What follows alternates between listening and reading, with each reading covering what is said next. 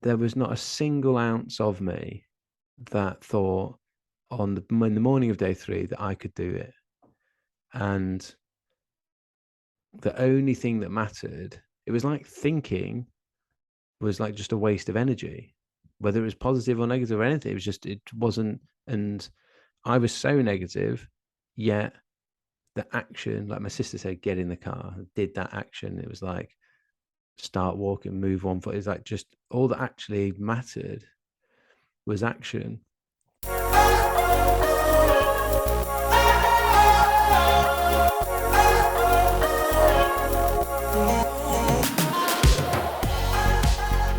Hey, welcome to the Bodies Built Better podcast. I'm your host, Jackie Tan, and it is so good to have you with me today. This show is all about human performance, whether you're training to run a PB or if you're like me and want to carry all 27 of your grocery bags from the car to the house in one go, then this show is for you. We chat with experts, athletes, coaches, and authors on all the best tips, tools, and strategies to help you perform at your best. We explore the body's incredible ability to heal, adapt, and evolve so you can crush limitations, reconnect your body and mind, and discover your extraordinary potential. And today on the show, I welcome back David Jackson, better known as Jacko, where we chat about his experience running the ultramarathon The Ring o' Fire in North Wales. Back in 2013, Jacko sustained a brain injury, suffered a seizure on a rugby training pitch, which resulted in a bleed on the brain, forcing him to retire from professional rugby. Jacko couldn't run for nearly a year without triggering his symptoms, but came across breathing techniques, adopted this a part of his regime, training and lifestyle, and in 2021 ran his first ever marathon. Now, in case you're not aware, the Ring o' Fire is a coastal ultramarathon which takes runners on an extraordinary 135-mile journey, which is 216 kilometres, around the Isle of Anglesey, North Wales. This epic race is staged over 3 consecutive days and follows the rugged and spectacular Anglesey Coastal Path. And Jacko will be focusing purely on the efficiency of nasal breathing as per his oxygen advantage training and teachings. We chat about the difficulty of the Ring o' Fire and how he felt he disrespected not only the course and the challenge, but also his fellow participants. We dive into what it means to quit, what happens when we reach our limit, and what was the most important outcome of this entire experience. Jacko's vulnerability is such a strength. His ability to explore his emotions and share his thoughts openly is something I respect and admire, and I know this episode will resonate with you. So, let's dive in with Jacko. Jacko, welcome back to the Bodies Built Better podcast. Thanks for having me back. It was a pleasure speaking to you last time, and I'm looking forward to seeing what gets teased out of this one. Well, I had such amazing feedback on the last episode, by the Oh, way, all cool. about breathing and nasal breathing and why that's so important. And of course, during that episode, you touched on the Ring o' Fire, an ultra Yeah. marathon, which you recently completed. And I was thinking about where I could start this interview. Like, what do I ask first? And there's so many questions I have. But I And there's thought many to give answers I don't have. yeah, probably. That's okay. We'll see if we can tease something out of you. But I thought to give everyone an idea of maybe the pain or what you were going through at the time, you could take us back to 4:30 a.m. of day 3, sat on a toilet crying, saying that you couldn't do it. Okay, so I guess in a weird way, the story starts there, or it doesn't start there, but it's I wrote a blog and shared a post on Instagram, which clearly that you've read, that summed up the the challenge and some of the emotions and the things that were going through, and the crux of it. Obviously, like the event started on day one and blah blah blah. But yeah, 4:30 a.m. on day three, we'd already done by that point over 100 miles, and we had 33 left to go. And well, just a little bit before, it was like the alarm went off at 4:30. I think I'd fell asleep for maybe 10 or 20 minutes twice. And lying in bed, I felt like physically sort of sick, and I was before even like going, how stiff am I? Can I get out of bed? It was like, I really don't feel well, and just immediately like I can't go through this again. Like, yeah, day two took a lot out. It was a 67 miles, 112 kilometers or something, far beyond anything I'd ever done before. And that was off the back of day one, was far harder than I was anticipating it going to be. I'll talk about some of the potential mistakes that I'd made along the way. And this is more like mistakes in training and building up to these types of things. But I managed to get out of bed because I needed the toilet. I needed a poo. And we were staying in our camper van on my sister's drive, and uh, went into her house to go to the toilet, sort of, gingerly moving. Didn't have enough energy to even just close the door. So I'm sat there with my pants around my ankles, and I actually then just I couldn't poo. It was almost like I didn't have the energy to do it, and I was just in a bit of a mess. Um, and I was like, I can't do this. Um, I was even a little bit like I had my headaches were like sort of, that was the type of symptoms I had from my old head injury like 9 years ago.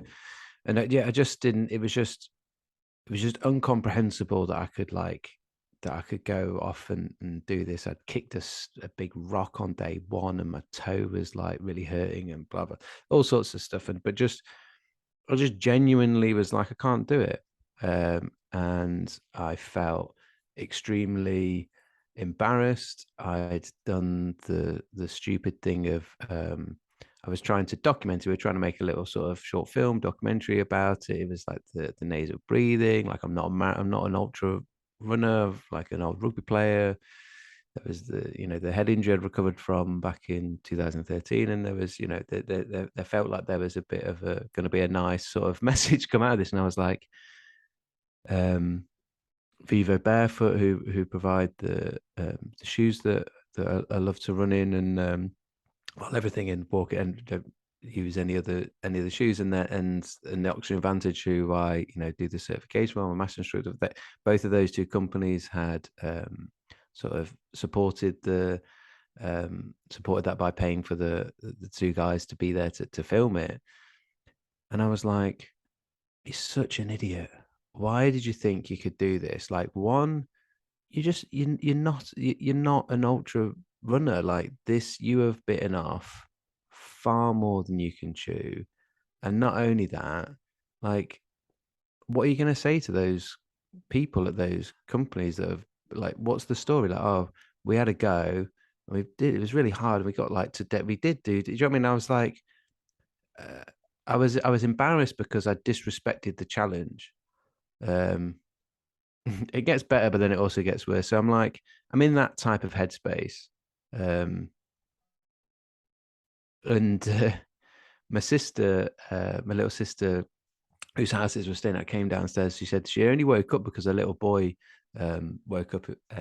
Little Bobby woke up, and but it was perfect because it meant that she then heard me downstairs. She came down. She was like, "Oh, I was just," afterwards she was like, "Oh, I was just coming down to like wish you good luck for day three." And I I'm like just sat there crying, and she's like, "I don't know," and I look up.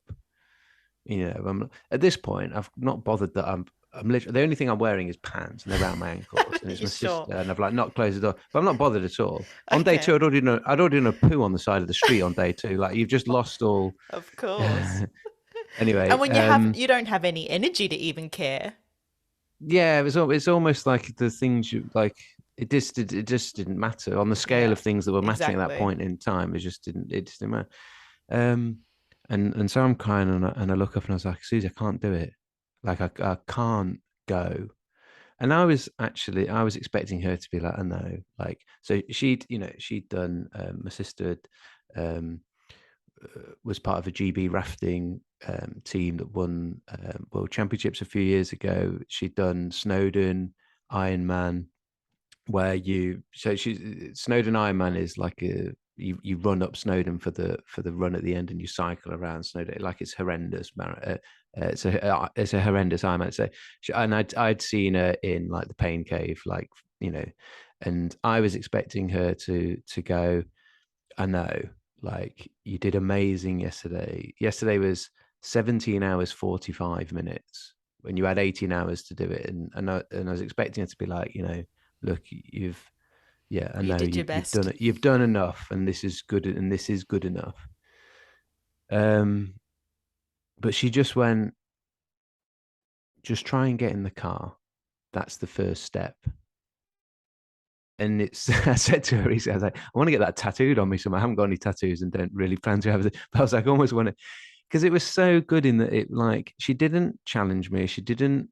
Like, she didn't, it was just literally broke it down to an even simpler step than I'd been trying to break this thing down into, like, okay, how far is each day, and where are the checkpoints, and then I'd even worked out that it was roughly going to be about 248,000 steps, like, to do the distance. And so I was like, one step at a time, but that didn't actually get you from, like, the house or the van where you're staying to the start line. So she took it another level. I don't know if she knew what she, I don't know. Well, she just, no, she wasn't planning to, because she didn't, I don't think she knew I was going to be in that sort of state. But I sort of like looked up and with my like with my bottom lip Yeah. out, I'm crying still. I'm like, okay, I'll try and get in the car, because I felt like that's reasonable. Like, I could get in the car, and I was like, but I'm not going to be able to do it. Like, I can barely walk. Um, as I say, where I couldn't put where I'd kicked a big rock on day one, my toe's still bruised now, like my toenail, still purple, and I couldn't get my left, or if I couldn't comfortably have my left shoe on. It just, like, it hurt too much. But anyway, we get in the car. I'm just like a mess. My sister-in-law had picked us up, Catherine, my wife. Like, got all my stuff together. She was like reflecting on that. She was like, "You just got in the car, and, like, you didn't have like your race number, you didn't have your bag, drink, nothing." She was like, "She just got together You everything." were wearing clothes, right? By that time, Yeah, I had to you be put close. something on. That was that was about it. Um, but yeah, got to got to the start of day three where the race briefing was, and then this was where it sort of then actually got worse, in that I'm in the car. I only had one shoe on because was struggling with it. But once we got there, it was like, oh, I've got to put my other shoe on, which was painful. And then, like, gingerly sort of get out of the car and, like, walk to the walk in, and sort of half hoping that, or that maybe I wasn't really hoping, I think, but it was just like aware that, like, okay, how is everybody else, type of thing. And I think at this point, 106 people started, and I think 56 made it to the start of day three, and 53 finished. And they said, statistically over the years, if you make it to the start of day three, then it's highly likely that you'll finish this event. And I'm there going, like, I can't, like, walk. Anyway, so I sit down in a chair, and there's only one other person sat down. And this is like a bloke in the corner who's about 65. Um, and everyone else is walking around. They're like chatting to each other, and like seemingly, like obviously there's people, everyone's a bit stiff and whatnot, but like people looked okay, and I was like, it just made me feel worse. I was like, again, it was like just embarrassed. I was embarrassed because I felt like I disrespected the challenge, but in doing that in the event, like it was like I didn't really want to look at anyone. I couldn't look at anyone there because it was like I'd disrespected them in a way because it was like I shouldn't be here. Was And I was back to that sort of like very negative self-talk of like, you're such an idiot. Why have you done that? This, yeah, all that sort of stuff. And I still am, um, just because I actually find somehow we did actually do it and get to the end within the time restraints and everything. It doesn't that doesn't mean that I didn't disrespect it, and didn't come. I thought I was prepared, but I was not prepared. Um, my mind started changing in that, I was like, okay, but at least I'm here, so I'll start. I'll walk, and I'll get timed out at the first checkpoint, which was like you had like 2 hours or something to do the first 15K or something. Um, and I was like, I'll just walk. So my brain started thinking like best case. It was that sort of best case scenario, or worst case scenario. But it was like, okay, best case scenario now is like I'll walk and get timed out, and then we won't take part in it, but we'll just walk with my family that's there, been supporting the whole time through. Like we'll just all walk around together, but just not part of the event. So at least I can sort of finish the total distance. Um, and so we walk, we go, we go. The event starts, and the only thing I remember from the race briefing was they were like, the weather's pretty bad for the first couple of hours. Like there's 20-mile-an-hour winds and a bit of a storm. But after that, it gets really, the weather's good, and they were right. The weather after that was good, but the storm was pretty bad. You can imagine what it's like on the coast. You're running around the coastal path, and like winds like smashing into your face, and the rain's hammering down. But yeah, we That would have been, start. would that have Oh, been go on. like a nice distraction almost? Or is that just like Um, more pain? yeah, no, it was. So effectively, like we started, and I'll come back to the we in a second. But like we started, and everyone gingerly sort of ran off, or people that were good, like more so ran off, and I was just walking, at the back. At this point, I didn't even really realize that Catherine, my wife, Mrs. Jacko, was with me, but the we was like us. Um, I was just like, just walking. Then it took a it took maybe like, did it take 20 minutes to do the first kilometer or something? It was like horrifically slow, like just like, not like anyone walking, you can walk like twice as fast as that normally. Um, and the rain and stuff and the wind is like beating into it. It was almost like, this is just so horrendous. Why don't we try running? Because at least that would get it over with quicker. Not thinking that I'd make the first checkpoint, but just like, rather than walking in this horrendous rain, like who cares how much it may hurt more or not. So I just like um tried to move a bit faster, and then I just remember shouting to us. We're sort of a bit back in the world and could see Catherine ahead of me. I remember shouting to her, I was like, I'm running. And she was like, I know. And I was like, I don't know how it's happening. And then so we started running, and running at that point, the physiology of it is weird because it's like doesn't doesn't make sense. Like running at that point then didn't probably hurt less than walking did. Um, and so we're running, and then like eventually, I don't know, after a couple of K, like we actually catch some people up, and I remember shouting to her. There was like there's some people that was like, and they were walking, so obviously they'd like was then struggling, and I shouted to her, let's catch those fucking walkers. Not because I didn't like, but just that I was like, I don't know, I'd got like starting to Mm. was to get energized in this thing. And then as we were running, like we started actually picking up a good, like a really good pace.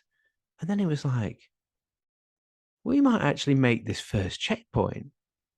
And it still was like not worrying about, and it was like, there was a bit of, it then started to remind me of like, or thinking, reflecting back on it now, it's like day two is this thing of like just clinging on to like every checkpoint and like just making it, just which was, I found it very stressful to be like just on the edge all the time.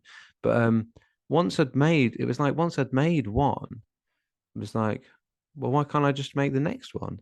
So the belief started to change there. And I remember like coming, it was like we were coming up to, I think we even came into the first checkpoint maybe like 10 or 15 minutes early, enough time to stop, and they had bacon egg sandwiches. It was like the best bacon egg sandwich I'd ever had.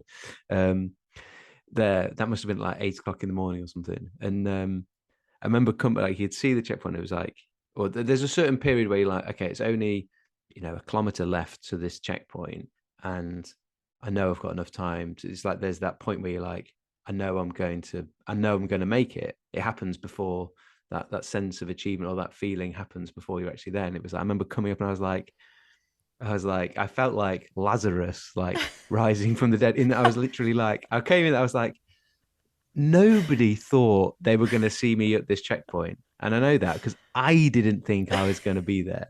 It was just like, and yeah, it then just, yeah, it went from there.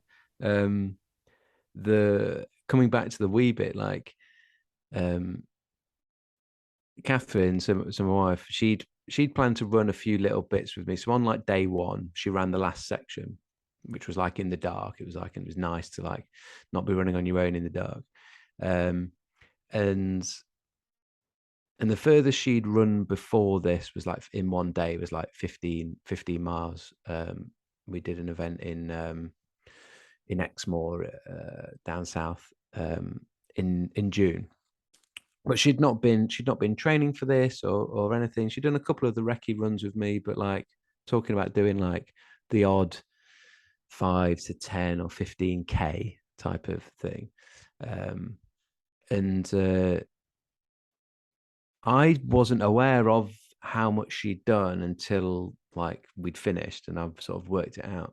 But on day two, um, the the checkpoints, as I say, I sort of made the first checkpoint in all right time, maybe like 15 minutes early or 20 minutes early, but then was hoping to like build up a bit of a buffer, if you know what I mean. And then, but what was happening was I was like losing 5 minutes, so then it was like down to 10, and then like coming in at the same, and that just being at too close, that it just felt quite stressful. If you've only got 10 minutes to spare, one little mistake, or you need to go and have a poo, or do you know what I mean, something, or navigation mistake or something happens, and then you're out. And it was like that was quite stressful. So like there was, she joined me on day two after I'd ran maybe like um 20 miles or something, maybe slightly less, because she could, not because she was planning to, she could see I was struggling. And so she just joined me, and then yeah, literally ran, um probably then say like 50 miles on day 50. two. So yeah, she would have ran 50. She ran of between 40 and 50 on day two.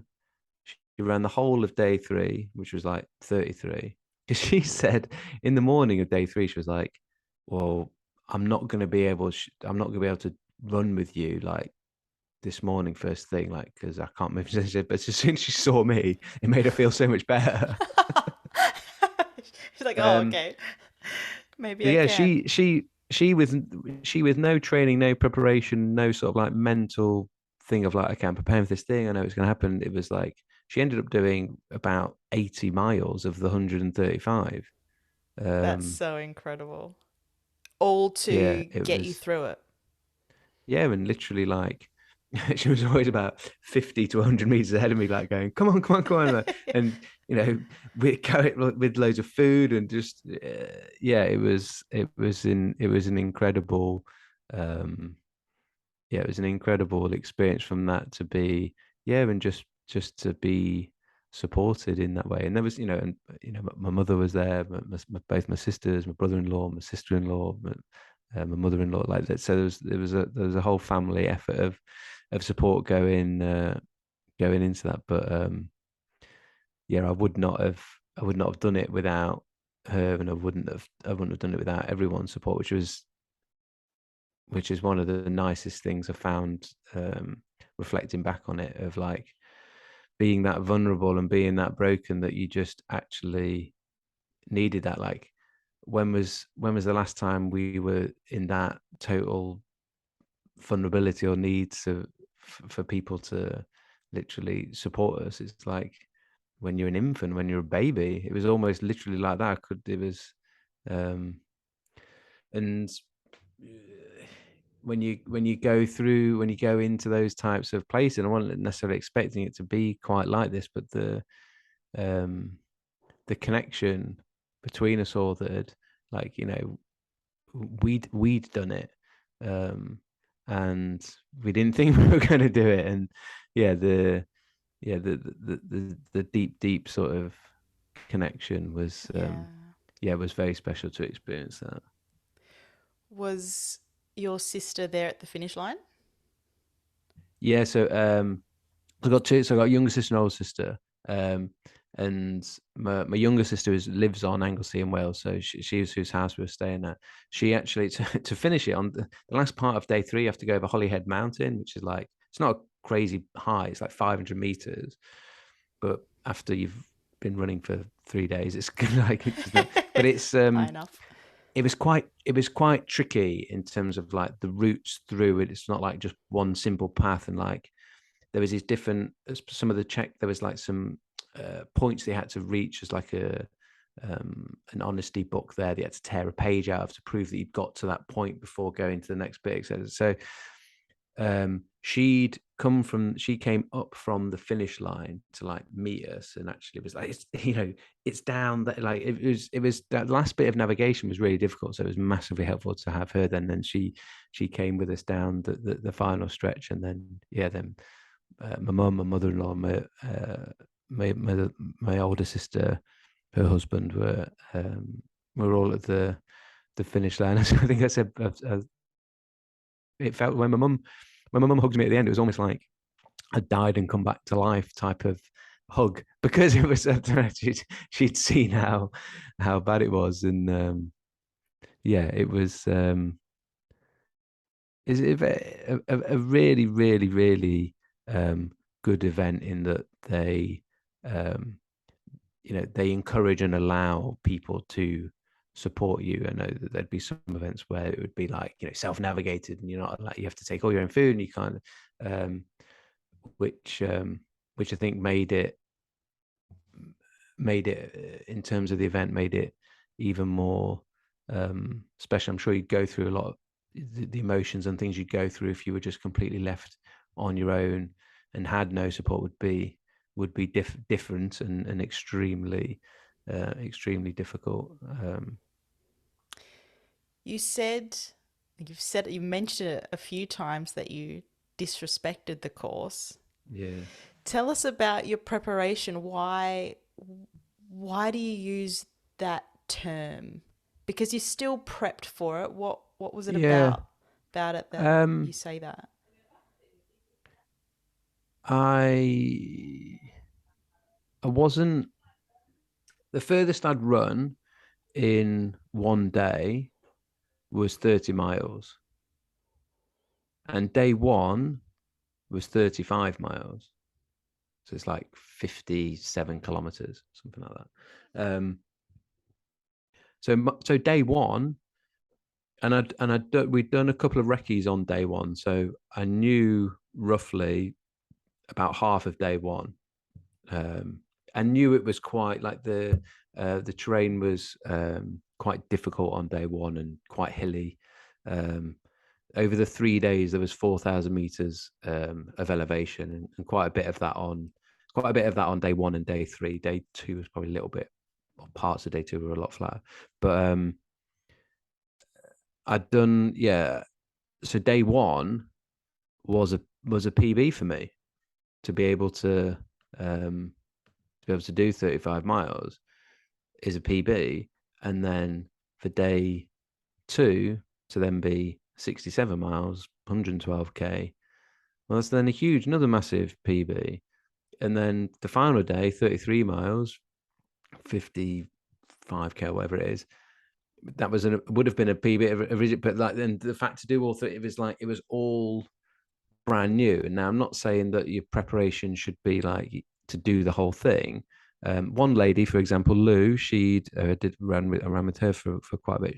She'd, over the course of however long, the last year or whatever, she'd recce'd every single bit of the course in her preparation. Like, that's a different level of preparation. And I felt that I needed day one needed to not be a PB. I needed to have done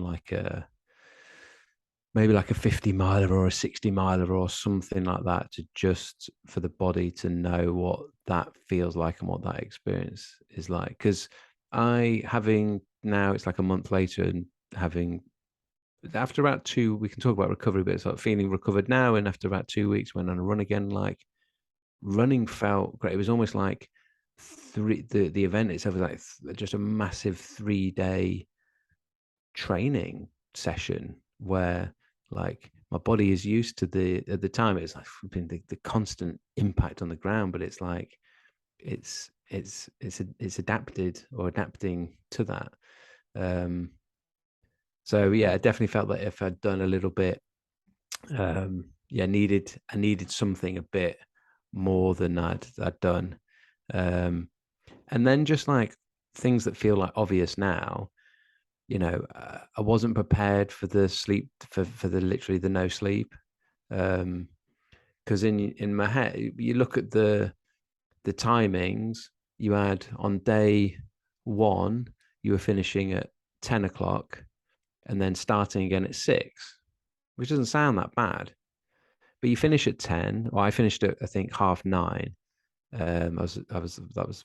I'd come in the earliest I'd managed to on day one, and it was like then a case of like, okay, like, get some stuff together, blah, blah, blah, get in the car and then you drive back. And it was like, get some food, have an ice bath.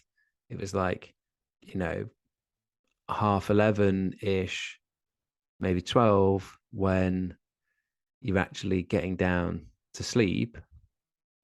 And then, even though we were starting at 6, the race briefing was at 5:30. The alarm set for 4:30 because there was like a 25-minute drive to get there. Then your window of like lying in bed is then sort of squeezed down to like 4.5 hours or something. But then the problem was, you've like just been running all day and the body is stressed. You can't sleep, you can't switch off. So I think that first night I slept for 10 minutes 3 times or something like that. Yeah, so that was wasn't prepared for that. And I don't necessarily know whether you can be prepared for that, but as an example, like if I'd have done like an event that allowed you to experience just a little bit of that, would that have been more beneficial? I don't know. One of the things that I learned that I feel like is potentially, or as I look at this, like I'm all along sort of have said like me running isn't like, I'm an ex-rugby player. I'm not a runner. I enjoy running and use running as a modality to train my breath and become better at breathing. And I'm not trying to get better at running and doing these things, but more, what can I learn from it? And I think a really interesting part that I'm still trying to sort of work what this necessarily means out in to me in like in the real world. But I totally believe in positive thinking, right? But there was not a single ounce of me that thought in the morning of day 3 that I could do it. And the only thing that mattered, it was like thinking was like just a waste of energy, whether it was positive or negative or anything. It was just, it wasn't. And I was so negative, yet the action, like my sister said, get in the car, did that action. It was like, start walking, move 1 foot. It's like just all that actually mattered was action. So I've sort of thinking of like, where in my life am I, and we all do it at various times. When am I like overthinking things? When am I thinking like too much about stuff? And actually, what's the action I just need to do? And yeah, like 100% believe in like positive thinking, positive attitude and stuff. But I did learn in certain scenarios, there's a case where it doesn't actually matter. Like, well, for me there in that scenario, it did not matter because I wasn't thinking positively. I was thinking very negatively. And when the at the point where I was like really just not thinking or not feeling anything was when I was then able to actually start to push forward with the support of my Yeah. wife. I find that so interesting because there was something else that you posted, and I'll read it out because I'd like to dive into this if we could. Yeah, sure. You've said, I was previously challenged that quitting wasn't actually a negative Yeah. thing. It can be the best thing at times, the right decision. Yet now, when I was certain that not only quitting would have been the right thing at the Ringo fire, I felt that I had no choice. I had quit in my head, but somehow that wasn't right. Those surface feelings I'm starting to think I need to ignore and search for the deeper ones. Mm. When you're in that Yeah. position and in that feeling and in that moment, and you're so sure that quitting is the right thing, how on earth do you then go search for the deeper ones? Like, Yeah, well, I say this is like I'm not at all. I hope people are listening. I'm not at all portraying that I'm like, I got all the answers and that what's good for me is good for you or whatever. And I'm actually sure. trying to work out what is what What is what good is it for for me. you? But yeah, and what is the lesson? And for some people, it will be interesting for them to explore these types of things as well. But yeah, no, that is it's a very interesting one to me that like I used to think quitting was a negative thing. And when I had my head injury back in 2013, I didn't quit, even though I knew I should have done. I waited until the medical professional said I had to retire.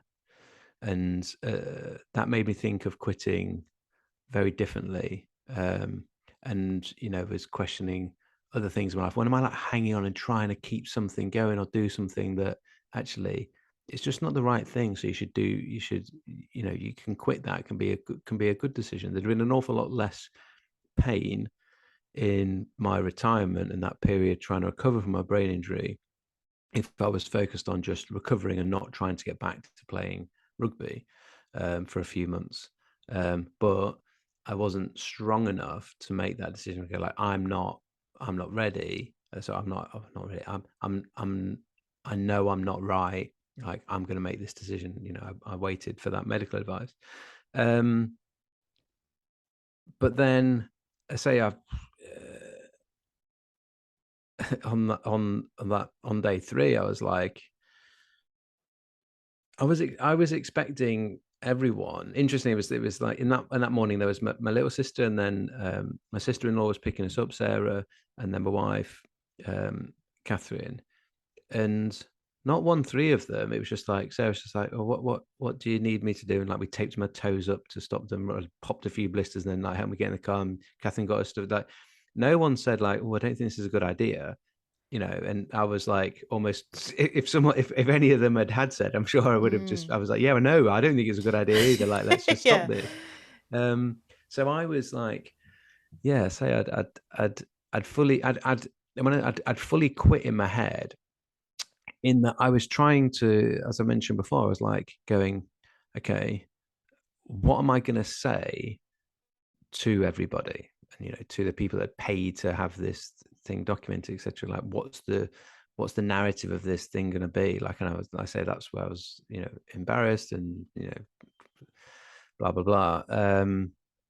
But I was coming up with those scenarios of what that was going to be, because I had given up, I had quit. So to then like not actually quit, like go to a new place, and then like I I sprinted, and I hope I'm going to be interested to see the footage, because I hope it was as fast as in my head as I think it Yeah, was. Like I exactly. sprinted the last 300 meters off that mountain to the finish line, and physiologically it makes no sense that I could do that. Um, and so um, yeah, it's made me then question that whole like quitting thing of like going, and because then it's difficult, as if like going like, okay, so you feel like your body's saying you need to quit, your mind saying you need to quit, but then you've had this override experience where if you just don't think and don't feel and ignore those things and just take some action, you can go through to somewhere else. Now my old S&C coach, who lives in the south of France now, we went to see him as part of the recovery process, and he said to me afterwards, he was like, he was like, I genuinely didn't think you were going to do it, because it was just crazy. Um, but one thing he said was like, make sure, like he texted me like straight up, is like, your body is going to pay you back for this, so like make time and space for rest, because you can't take advantage of whatever that override is and then just think you're going to be fine the next day. Like it took me 3 days before I could actually sleep. So you'd think on Sunday night, absolutely exhausted, you're just going to pass out. I couldn't sleep. My nervous system was like still on alert of like, we're going to go running tomorrow, aren't we? Because that's what you make us do now. And I was lying in bed like, please, I promise, I'm not going to run tomorrow. We're not going running. Just relax. Let us go to sleep. And my nervous system was like, no, I'm just going to stay awake, because I don't know when we're going running at 4:30, aren't we? Like, and that took 3 days for that to, before I felt like I'd had an actual decent night's sleep. Um, so yeah, it doesn't come at a cost. Um, so there's a bit of for people to be aware. My message around this for myself or anybody like listening or interested in these things is like, it's not yeah, just hammer yourself and just like push through everything because that's going to be the right answer. Like, no. Um, but in certain cases, there's something else going on physiologically and emotionally, and we're far more capable of anything that we could possibly do. I learned that through the support of loved ones around you, which I think is a stronger message, but also it's a truth, but also I think it's a nicer message. It's not about doing it on your own and just pushing through. um and not just who could support you, but like who could you support through things. It doesn't have to be physical exertions or events like this, but like that's what the that's what we as humanity and as the world need more of, right? Like that's how we get through things. And I think I Absolutely. experienced that on a deep level. We're trying to work out when is quitting good and when is quitting bad, Yeah. and like Yeah. when do you try and like see what that override looks like. um That's I it. don't know, It's I think, understanding that limit and yeah, how but then much but does then that finding limit a new, change? yeah, finding a new limit, and then you're like, okay, so Exactly. that's not my limit anymore. Like, Yeah. what's going on? And because just things like, you're running along and your knee hurts, but then like, 10 hours later and another 50 miles, like, it isn't, it's something else or whatever. Do you know what I mean? Like, so then you're like, well, it can't be injured, because how is it not hurting anymore? Like what and then what was it? Like these types of things, I ain't got those answers to those, but I find it very, very interesting. But at the same time, I'm cautious that you could, um, you know, if you have injured something, you just constantly try and push through it. It's not going to get better. Like so, it's I'm conscious that it's yeah, it's an ongoing sort of reflection and exploring. And I think that maybe if I have got a message for people, it's to like um just consider what some of those things are, or maybe for you, um, and where can we connect deeper with ourselves, or challenge ourselves, or support others, or seek support, not feeling like we have to try and do everything on our own, but at the same time knowing that you are physically, mentally more capable than you currently think. And I showed myself even when I didn't think it. Like I didn't, if not through like positive thinking, it was like actually through action, because Yeah, it can be really difficult to think positively sometimes. of um, course. and when you don't feel positive and you're thinking positive, it can then put you in a downward spiral. I guess one of the things I'm trying to learn for myself out is when I'm feeling like that, it doesn't have to be the way, and doesn't have to be the thing. I don't have to start thinking positively before things are going to get better. I just need to find the smallest simple, what's the getting in the car That's at it. that moment. Yeah. What's the simple Mm, step of action that's actually going to change the direction of how I'm feeling or how I'm experiencing. exactly. Yeah. I'd love to chat about how you went with the nasal breathing.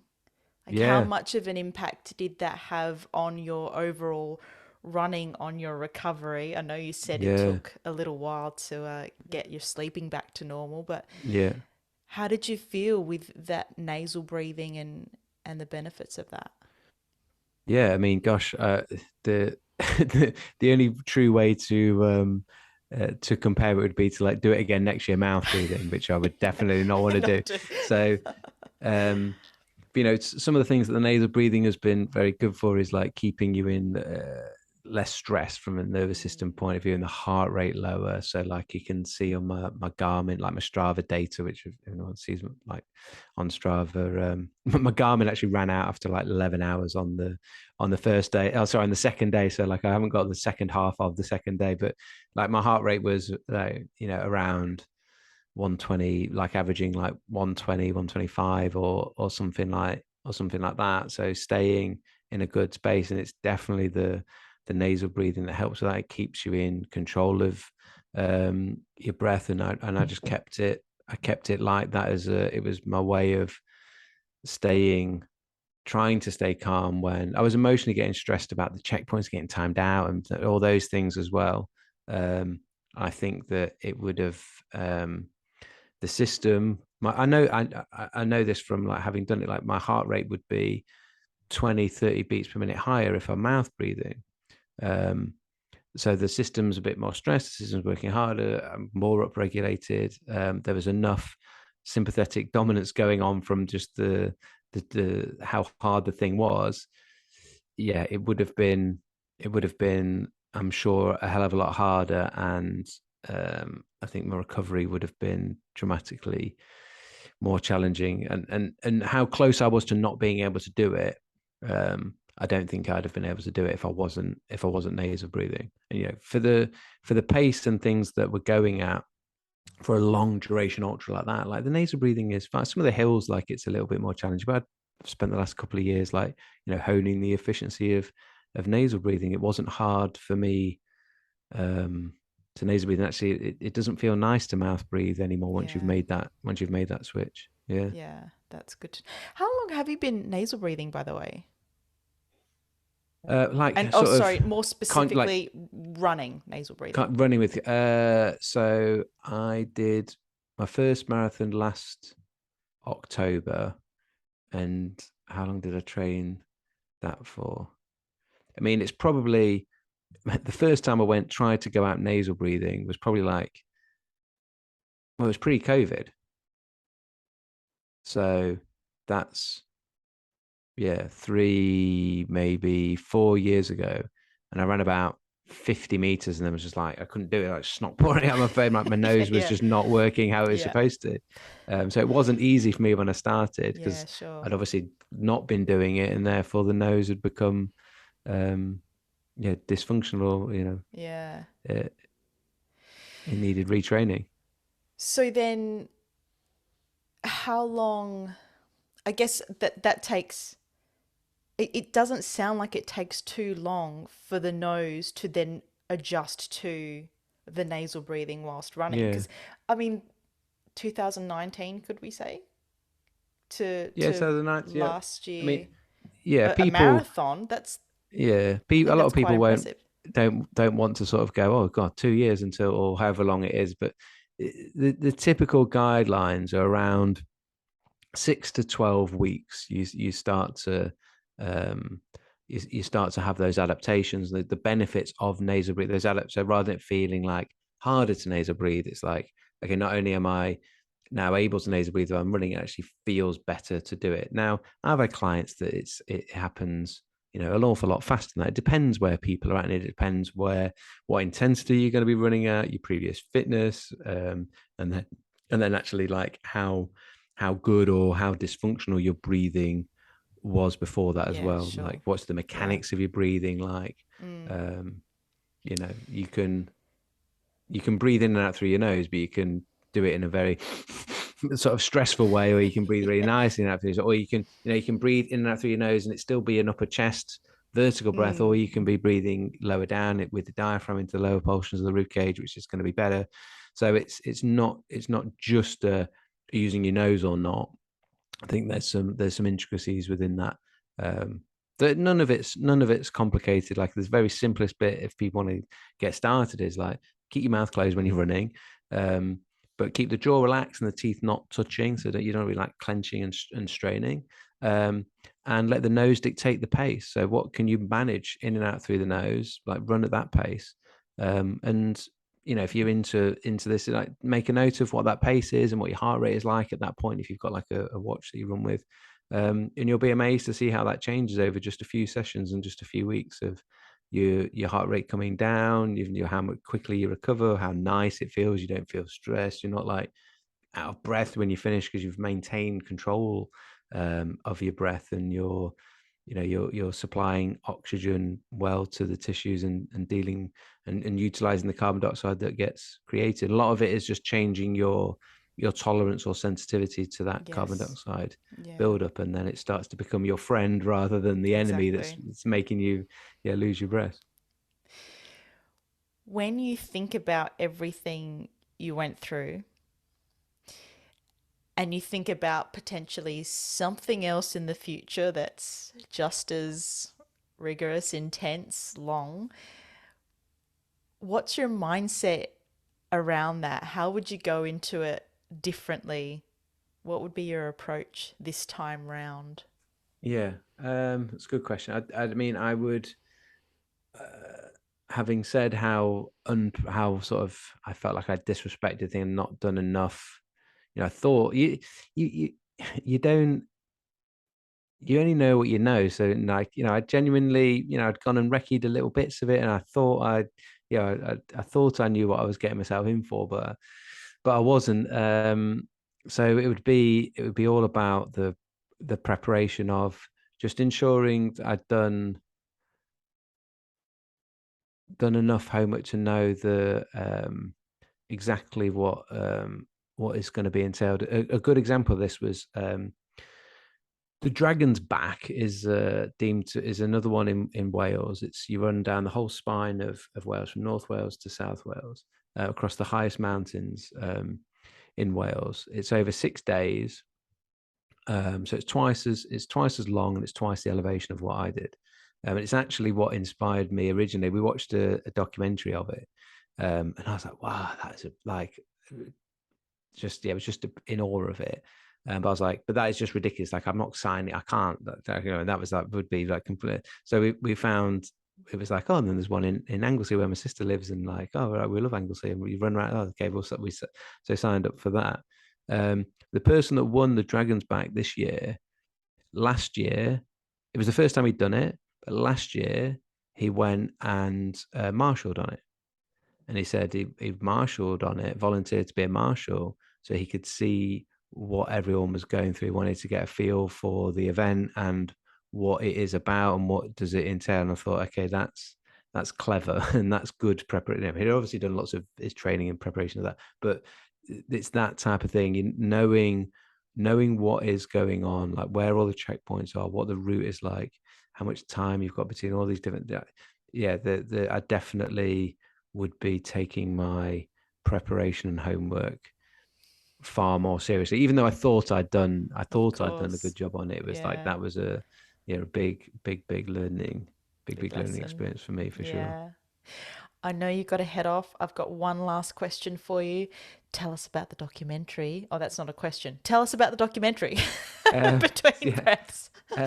So I mean, before the event, we put out a little trailer put together, sort of saying the sort of backstory of it. So it being titled Between Breaths. I've not seen any of the footage yet. It's still being edited, so we haven't got a release date for it yet. But seeing as though it's the beginning of October now, potentially November, hopefully, certainly be before the end of the year. So Oh, wow.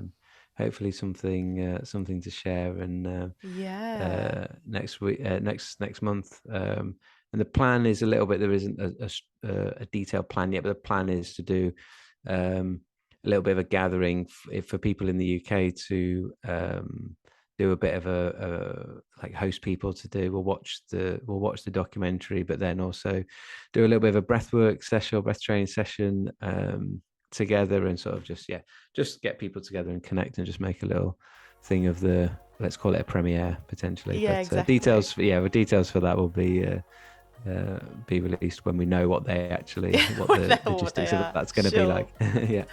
Oh, Yeah. well, I'm looking forward to it because I devoured your post, so I want to know more, and there's so much more I could ask you. But until next time, we'll leave it there. Jacko, thank you so much for joining me today. No, my pleasure. Thank you for having me on. That was Jacko. There were so many more questions I could have asked, but what was said, I hope, was enough to make you, if not look at your experiences a little differently, become present in the experiences that you do have and share it with close friends or family or a support network that has an appreciation for you and what you do, and vice versa.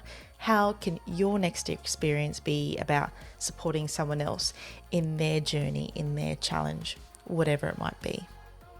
Make sure you are following Jacko on Instagram. That's jacko.david.jackson to follow along on his journey, his teachings of oxygen advantage and nasal breathing, and of course the release of the documentary Between Breaths.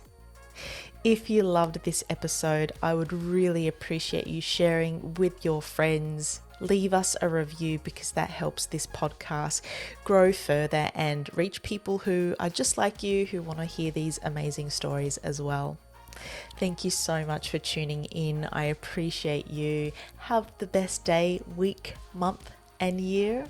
And here is to a world of bodies built better.